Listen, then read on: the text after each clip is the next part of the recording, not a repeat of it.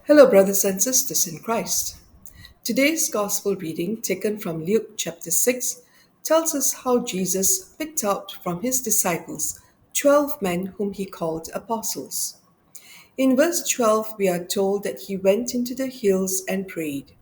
He spent the whole night in prayer to God. Why did Jesus pray? He prayed all night so that he would choose the right man. He chose and ordained the 12 men so that they would learn from him and serve in the mission.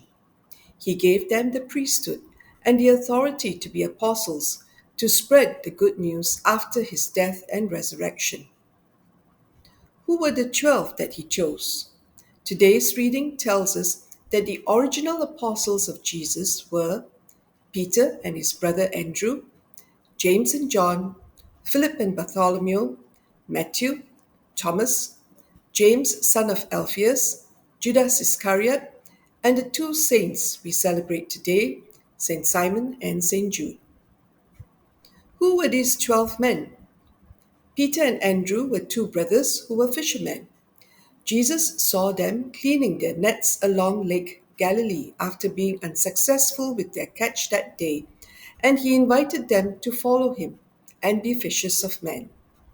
While Andrew was the first apostle that Jesus called, Peter eventually became the rock on which the church is built. The next two apostles Jesus then called were the sons of the fisherman Zebedee, James and John, another set of two brothers known as the sons of thunder. In the Acts of the Apostles, we are told that James was the first of the 12 apostles to be put to death by King Herod in Jerusalem.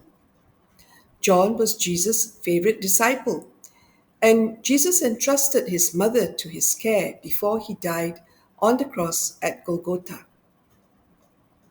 Then there was Philip and Bartholomew. How did Jesus call Philip and Bartholomew? In the Gospel of John, chapter 1, verses 43 onwards, we are told that Jesus saw Philip in Bethsaida and just told Philip to follow him, and Philip immediately did.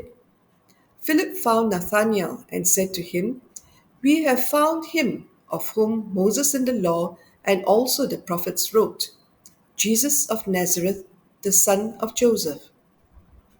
When Jesus saw Nathanael, also called Bartholomew, under a fig tree, he complimented him on being a true Israelite and one in whom there was no deceit.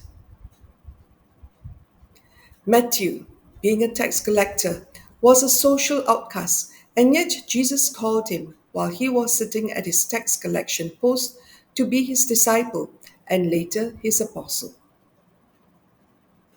There is no account as to how Thomas and James, son of Alphaeus, were chosen to be the Jesus apostles. All we know is that Thomas was a Jew, and his faith grew by leaps and bounds, especially when he was asked to touch the wounds of the risen Christ. James, son of Alphaeus, was a holy man and was called James the Just. Finally, there was the infamous Judas Iscariot, the traitor who betrayed Jesus for 30 pieces of silver. And today we celebrate the feast of Saint Simon and Saint Jude. Who were they? Very little is known of Saint Simon and Saint Jude.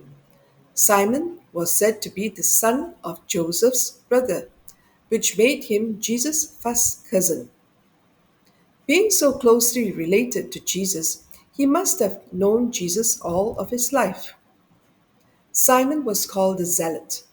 A zealot normally has very strong beliefs. In today's terms, he would be termed an extremist. Zealous is the adjective for the noun zeal, but zealot normally has a slightly negative connotation. Simon opposed the Romans because they believed and worshipped more than one God.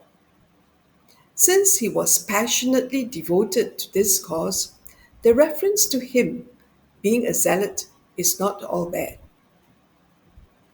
After Jesus died, while Simon was evangelizing in Egypt, he was said to have met Judas, son of James, also known as Jude Thaddeus. They met in Persia and Armenia, and both were martyred in 65 AD. Today, in the Catholic Church, the College of Bishops are the successors of the apostles. Coming from different backgrounds like the apostles, they are the teachers of doctrine and sacred worship to their priests and the followers of Jesus in their diocese. We are the disciples of Jesus. Have you ever wondered what Jesus saw in us when he called us to be his followers, his disciples? How were we first called? And where will our service to the Lord and his church lead us? Today, let us ponder over this on this feast of Saint Simon and Saint Jude and ask the Lord to guide us to be faithful in our life's journey as his disciples, no matter what the circumstances are.